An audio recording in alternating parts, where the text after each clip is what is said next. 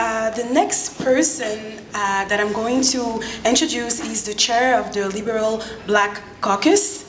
His name is Greg Fergus, a Canadian Liberal politician who was elected to represent the riding of Hull-Aylmer in the House of Commons of Canada in the 2015 federal election. He's the parliamentary secretary to the president of the Treasury Board. Please welcome MP Greg Fergus.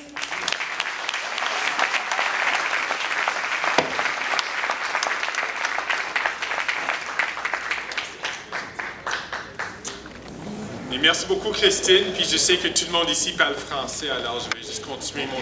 Okay, I know you don't speak.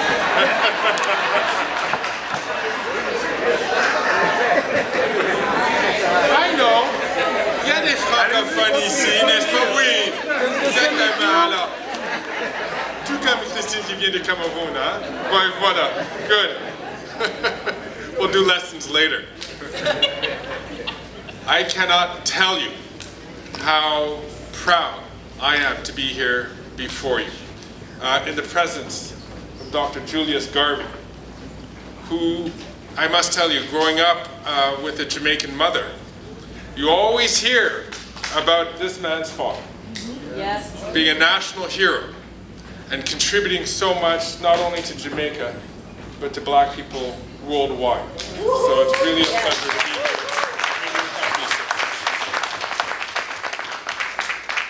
I understand that Mr. Lloyd Wilkes, a Consul General to Jamaica, from Jamaica, is here with us today. I know your High Commissioner very well in Ottawa, so it's a pleasure to meet you here. Also, it's nice to welcome the newest chair of a Black Caucus, and that is Dr. Laura May Lindo, from the chair of the Provincial NDP Black Caucus at Queen's Park. Dr. Lindo.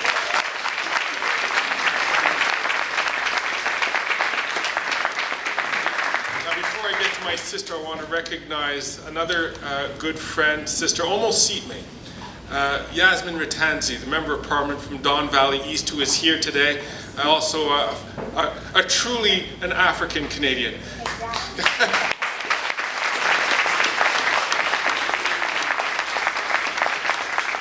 Well, you'll forgive me, Yasmin, I have to give the warmest welcome to my sister and friend, a woman who has taught me a lot, who we have laughed together, cried together, traveled together, and certainly that's Selina Caesar-Chauvin, the Member of Parliament for Hitton.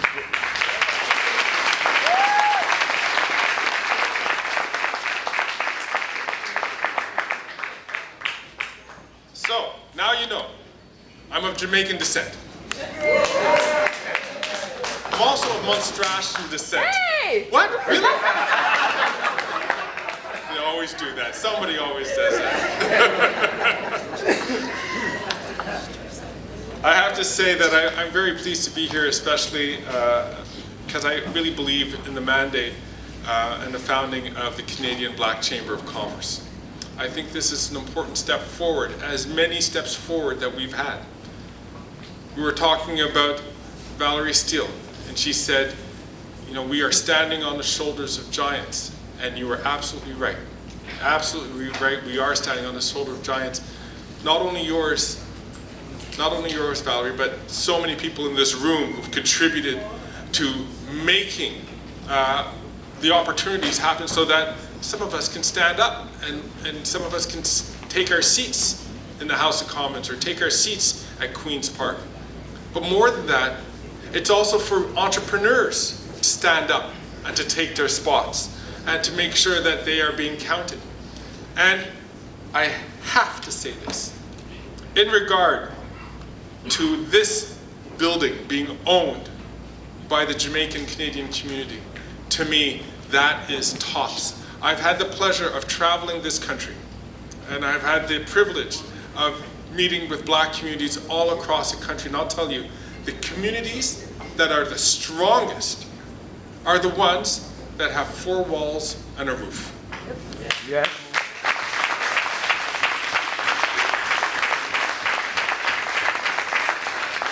When I grew up in Montreal, in suburban Montreal, there's a whole West Indian diaspora. And we founded, or I should say my parents' generation, founded the West Island Black Community Association. Now for almost 40 years, this organization exists. And one of the reasons why it has existed so long, is very early in the game, they bought their own building. And when you buy your own building, there is a pride, there is an objective, there is a sense that you can't let future generations down. That's right. You have to keep it going. You know that somebody else built this place. Somebody else paid for this place. And it's our responsibility to make sure that we keep it going so that the next generation can enjoy as much, if not more, than what we have enjoyed by taking advantage of places like these. So, who doesn't have the $30 membership?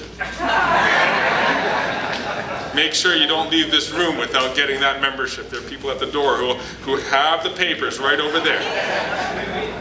But it's important that we do that. You know, today we're coming around the period of Emancipation Day. And Emancipation Day, of course, means a lot to Jamaicans, but it means a whole bunch more to a lot of other people, especially for those of us here in Canada. You know, in Upper Canada, I'm from Lower Canada, I'm from Quebec, but for Upper Canada here in Ontario, it was the first British colony to begin the process of dismantling slavery.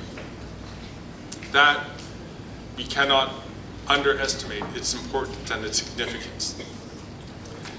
When we had that slave trade, that scourge, slavery is not new to the world. There's been slavery in all times, in all places.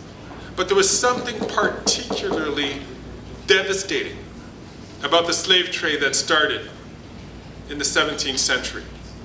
For the first time, it was focused on a certain targeted group of people.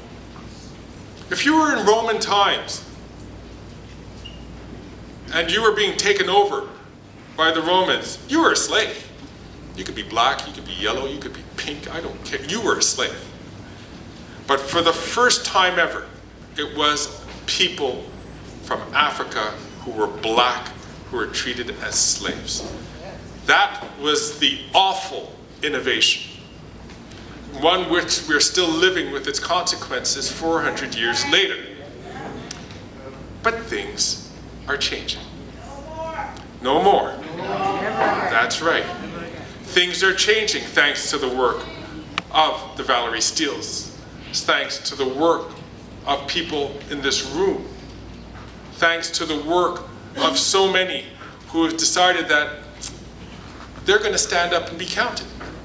And they had no idea, no certainty that their efforts would lead to things that were so positive.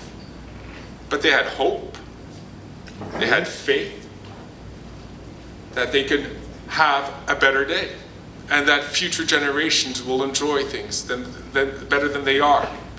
And as a result, we're a much stronger community for it. You know, I forgot who had said it. It might have been Ms. Steele, but it could have been someone else earlier today who said, "Do not be afraid." And that is really what I was hoping to talk to you about today. Do not be afraid. Do not be afraid of failure. Don't let that message get into your head. Because what is it to be afraid of? Of failing, of trying and not succeeding. You know what? By not trying at all, you got the failure. Guaranteed failure. Guaranteed failure. Nothing will change. So is it that we're really afraid of failing, or as some other and much brighter person than me said, are we afraid of succeeding? And I'd say, don't be afraid of succeeding either. We can change things. You know, a couple of months ago, 7 months ago, I was on a panel discussion with members of different gathered communities, the Jewish community, the Muslim community, the indigenous community.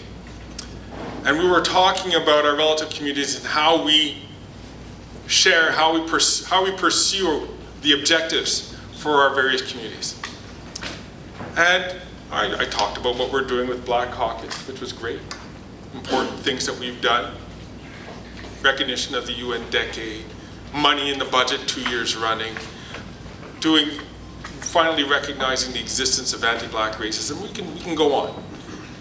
But then a member from the Jewish community was there, and he was talking, and he said at one point, he said, you know, it's really important, it's hard to keep the agenda focused with the Jewish community because there are 350,000 of us. And then he went on, he talked for probably about another 7 minutes. I didn't hear one word after that, after 350,000. Because I said, for 350,000, the Black community in Canada is 1.2 million people. And our place in the public agenda is about here, while other communities, such as the Jewish community, is way up here. So we need to aim high, not knock anybody else down. We need to aim higher. We need to do better. And when we can do better, if we will do better, when we realize that we can't be crabs in the bucket. Hey. But we all fall to the bottom.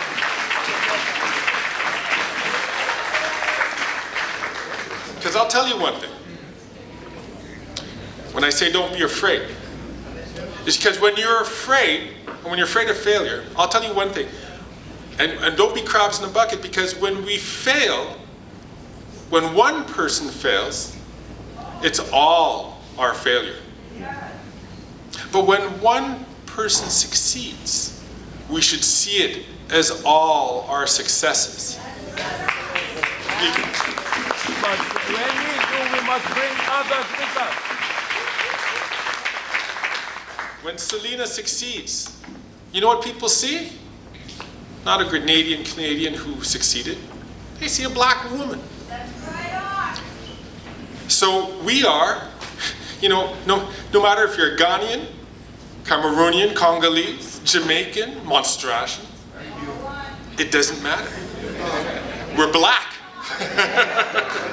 And the successes which we have is everyone's success. So when we have now this Chamber of Commerce, and now that, I'm sorry, I'm talking a little bit too long, but you got me going. When you have the Chamber of Commerce and we see the successes that exist in our business community, it's not all bad news about the Black community. Matter of fact, 1.2 million, it can't be bad news. It's great news. We have successful business people. We have successful academics. We have successful teachers. We have successful people in culture, in every field that's possible. Let's celebrate that. Let's bring that up. And let's, when we spend $1 in the Black community, let that dollar last. Let it go around. So the gold standard, the Jewish community has $1. If you spend it one day, it lasts 30. Currently in the Black community, it lasts less than a day. So let's figure this out. We know what the solution is. We have failure by not doing anything. So let's try. And let's not be afraid to fall down and stumble, because I know, my mother told me, and I know you know, we work harder than anybody else. Absolutely. We work very hard to get what we get. So let's just work a little harder. Let's work in greater cooperation. And let us see each one of our brothers and sisters' successes as our own success. That is the way that we're going to move forward. Let's punch our weight, folks. We can do this. Thank you very much.